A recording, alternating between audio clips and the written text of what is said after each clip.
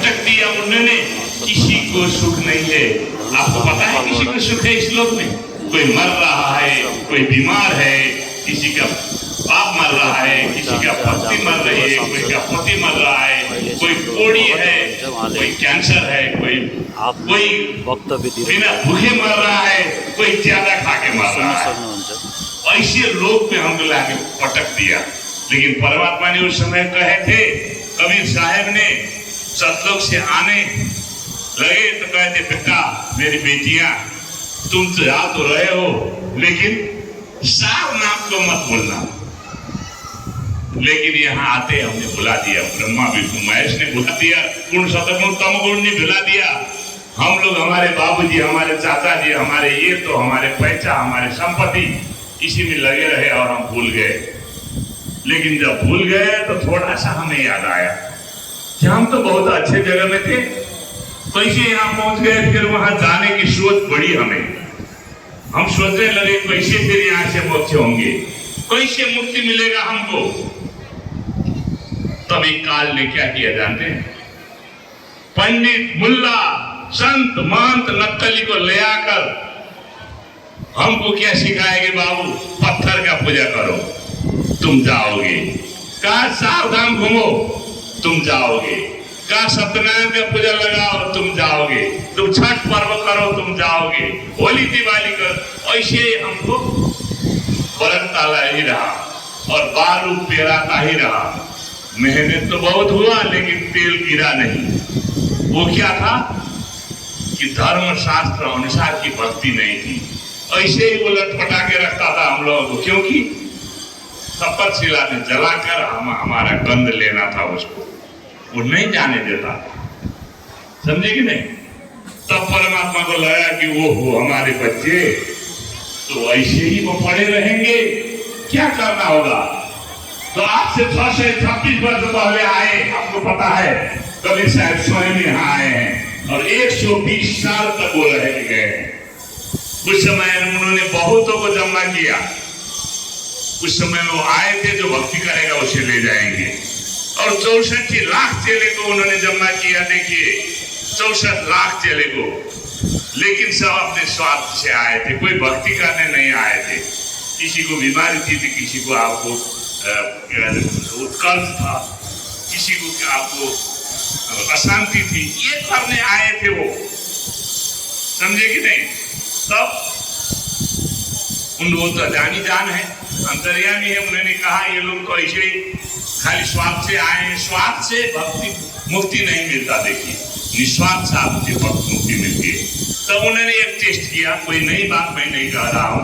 उन्होंने टेस्ट किया, एक हाथी मंगवाया, एक बेश्या उनकी चेली थी उनको मंगाया, जिसको गणिका का मतलब होता है बेश्या। और हाथ में गंगा जल के बोतल लिए और वो गणिका के कंधे में हाथ रख के सब शहर घूमने लगे काशी।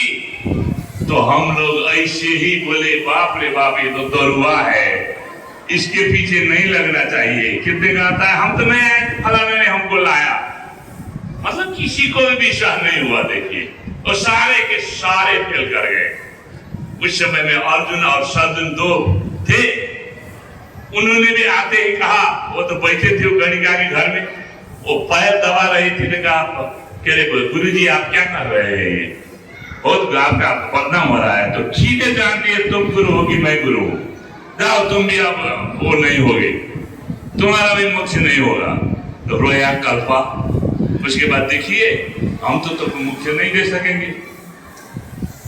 उसको तब उनको कहा कि देखो तुम तो गुरुद्रोही हो गए, तुम गुरु को तुमने अविश्वास कर दिया। आप तो देवी पढ़ते हैं, गुरु मान कर जानते थे नर कहिए अंध, होए दुखी संसार में आगे यमकापन। गुरु को आप जब तक परमात्मा नहीं मानेंगे आपकी मोक्ष नहीं होगी। वही बात हुआ, उन्होंने गुरु को नहीं माना तो कह रहे चलो। तो 250 सालों जिया और जब क्या कहते गरीबदास का जन्म हुआ, दर्शन करके वो गए। खैर ये बात है।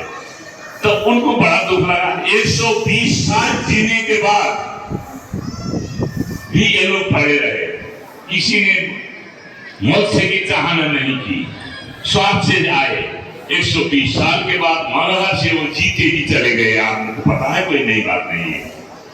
गए तो उनको बहुत ममता हुई, अपना बेटा की ममता तो होती है बाप को, ये लोग क्यों कैसे लाना है। तो उसी समय में उन्होंने क्या लिख के गए कि कलयुग के 5505 वर्ष बीतेगा तो मैं नहीं तो मेरे प्रिय आत्मा को मैं भेजूंगा और वो सब भक्ति कराकर सतलोक ले जाएगा। इसीलिए हमारे बाप दादा परदादा को नहीं मिला ये सतभक्ति, नहीं मिले तो दर्शी संत, क्योंकि वो आए ही नहीं थे। कलयुग का 5505 वर्ष बीतना था तभी वो भेजे। और जब कलयुग का 5505 वर्ष बीता तो वो अपने वही है, लेकिन उनकी प्रिय आत्मा यानी उनका अवतार एक इंजीनियर की आत्मा में घुसा और उनका नाम है संत रामपाल जी महाराज। बोलो सतगुरुदेव की। और वो आए और सब भक्ति कराने लगे। हमारा थोड़ा पुण्य तो था ही। तो एक चीज है, देखिए, गुरुद्रोह जो करता है वो नरक चला जाता है, लेकिन गुरु विमुख होता है ना वो टिके रहता है। हम लोग गुरु विमुख थे, द्रोही नहीं थे। और हम आदमी होते होते हम यहाँ तक चले आए। वो संस्कार से जब रामपाल जी महाराज आए तो हम तो खींचे चले आए, जैसे चुम्बक में लोहा खींचते हैं, और दौड़े हुए आए हमने मंत्र ली परमात्मा से, बिना सोच समझे आए। क्योंकि परमात्मा कहते हैं गोता मारू स्वर्ग में जा बैठूं पाताल, गरीबदास ढूंढता फिर अपना हीरे मोती लाल। उनके जो हीरे मोती लाल थे उसको टिपने लगे, पकड़ने लगे। क्यों जानते हैं? आपके घर में आप 4 आदमी हैं तो एक लेता है, दूसरा नहीं लेता। पति पत्नी में पत्नी लेती है, पति नहीं लेता है, पति लेता है, पत्नी नहीं लेता। अरे बाबू गया।